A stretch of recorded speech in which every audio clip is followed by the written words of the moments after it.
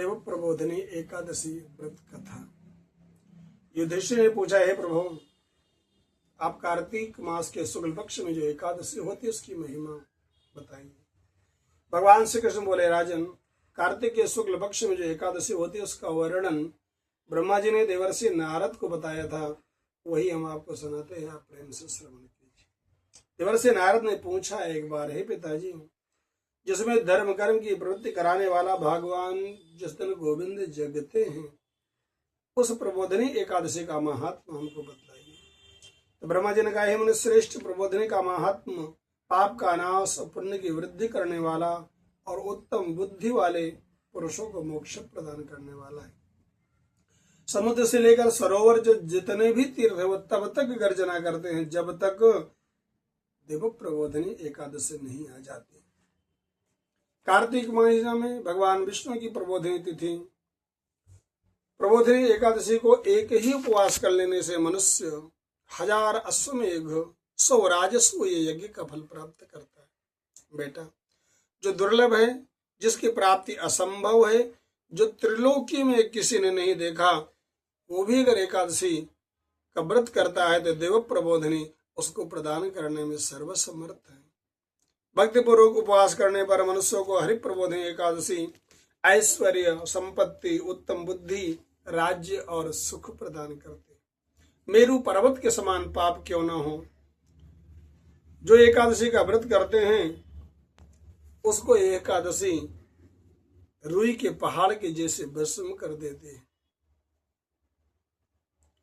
जो लोग प्रबोधिनी एकादशी का मन से ध्यान करते हुए इसका व्रत अनुष्ठान करते हैं, उनके पितर नरक के दुखों से छुटकारा पाकर भगवान विष्णु के परम धाम को जाते हैं। ब्रह्म, अश्वमेघ यज्ञ आदि जितने भी फल यानी कठिन फल प्राप्त होते हैं वो प्रबोधिनी एकादशी को जागरण करने मात्र से प्राप्त हो जाते हैं।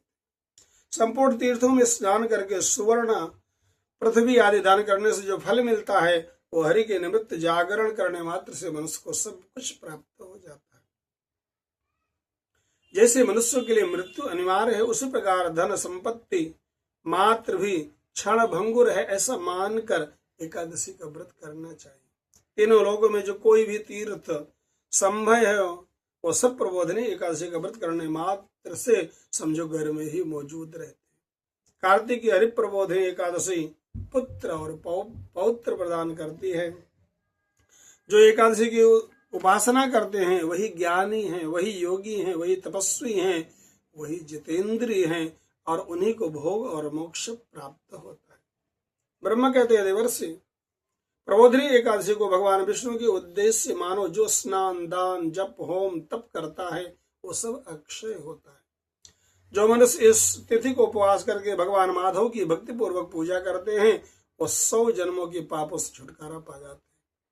इस व्रत के द्वारा देवेश्वर जनार्दन को संतुष्ट करके मनुष्य संपूर्ण दिशाओं में अपने तेज से प्रकाशित होते हुए अंत में वैकुंठ को जाता है। प्रबोधिनी को पूजित होने पर भगवान गोविंद मनुष्यों को बचपन, जवानी, बुढ़ापे में किए हुए सारे पापों को तत्क्षण नष्ट कर देते। अतः सर्वथा प्रयास करके मनोवांक्षित फल को देने वाली देवाधिदेव जनार्दन की उपासना करनी चाहिए। बेटा नारद, जो भगवान विष्णु के भजन में तत्पर होकर कार्तिक में पराये अन्न का त्याग करते हैं वो चांद्रायण व्रत का फल प्राप्त करते हैं। कार्तिक में प्रयास करना चाहिए कि दूसरों के घरों का भोजन ना हो। जो प्रतिदिन शास्त्रीय चर्चा में मनोरंजन करते हुए कार्तिक मास में समय व्यतीत करते हैं वो अपने संपूर्ण पापों को जला देते हैं। परमात्मा की कथा कैसी भी हो, प्रेम से करो या मनोरंजन के द्वारा करो, कैसे भी करो, ये एकादशी हर तरह के पापों को जलाने में सर्वसमर्थ है और 10,000 यज्ञों का फल प्राप्त होता है। कार्तिक मास में शास्त्रीय कथा के कहने से, सुनने से भगवान वासुदेव को जैसा संतोष होता है उतना उनको यज्ञ, दान, जप आदि से भी नहीं होता है। जो शुभ कर्म पारायण पुरुष कार्तिक मास में 1 अथवा आधा श्लोक भी भगवान विष्णु की कथा वांचते हैं उनको 100 गोदान देने का फल प्राप्त होता है। महामुने, कार्तिक में भगवान केशव के सामने शास्त्र का स्वाध्याय और श्रवण करना चाहिए। मनुष्य श्रेष्ठ, कार्तिक में कल्याण प्राप्ति के लोभ से श्री हरि का जो प्रबंध करता है, कोई कथा का, भागवत आदि का कथा का जो केवल कथा करने की व्यवस्था करता है, समझो अपने 100 पीढ़ियों को तार देता है।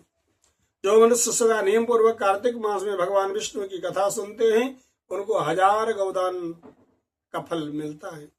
जो प्रबोधिनी एकादशी के दिन भगवान विष्णु की कथा को श्रवण करता है, उसे 7 द्वीपों से युक्त पृथ्वी के दान करने का फल प्राप्त होता है। मनुष्य श्रेष्ठ, जो भगवान विष्णु की कथा कहकर अपनी शक्ति के अनुसार कथावाचक को पूजा करते हैं, उनको अक्षय लोक की प्राप्ति होती है। नारद, जो मनुष्य कार्तिक महीना में भगवत संबंधी गीत, शास्त्र, विनोद आदि के द्वारा भी समय व्यतीत करता है, उसके पुनर्जन्म की पुनरावृत्ति नहीं होती। हे मुने, जो पुण्यात्मा पुरुष भगवान के समक्ष गान, नृत्य, वाद्य और भगवान विष्णु की कथा करते हैं, वो 3 लोकों के ऊपर विराजमान होते हैं। हे मनुष्य श्रेष्ठ, कार्तिक की प्रबोधिनी एकादशी के दिन बहुत से फल, फूल, कपूर, अगरजा और कुमकुम के द्वारा भगवान पूजा करनी चाहिए। एकादशी आने पर धन की कंजूसी नहीं करनी चाहिए, क्योंकि उस दिन दान आदि करने से असंख्य पुण्य की फल प्राप्ति होती है। प्रबोधिनी को जागरण के समय शंख में जल लेकर के फल तथा नाना प्रकार के द्रव्य के साथ जनार्दन को अर्घ्य देना चाहिए।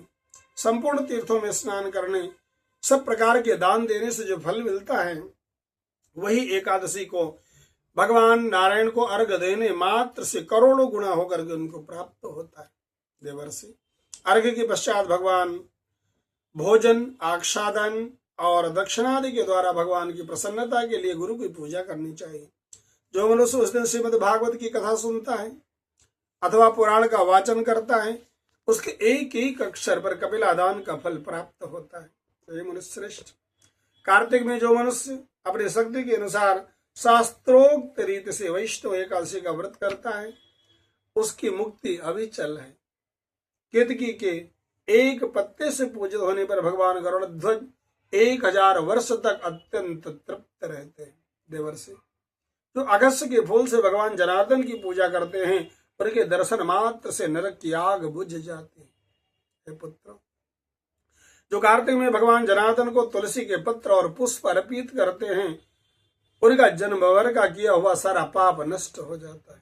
हे मुने, जो प्रतिदिन दर्शन, स्पर्श, ध्यान, नाम कीर्तन, स्तवन, अर्पण, सेचन, नित्य पूजन तथा नमस्कार के द्वारा तुलसी में 9 प्रकार की भक्ति करते हैं, वो कोटि सहस्र युगों तक अपने पुण्य का विस्तार करते हैं। देवर्षि, सब प्रकार के फूलों और पत्तों को चढ़ाने से जो फल मिलता है, वो कार्तिक महीना में तुलसी के एक पत्ता चढ़ाने मात्र से प्राप्त हो जाता है। कार्तिक आया देखकर प्रतिदिन नियमित तुलसी के कोमल पत्तों से भगवान श्री जनार्दन का पूजन करना चाहिए। सब यज्ञों के द्वारा देवताओं का यजन करने और अनेक प्रकार के दान करने से जो फल प्राप्त होता है, वो कार्तिक में तुलसी दल मात्र से भगवान केशव की पूजा करने से प्राप्त हो जाता है। जय श्री कृष्ण।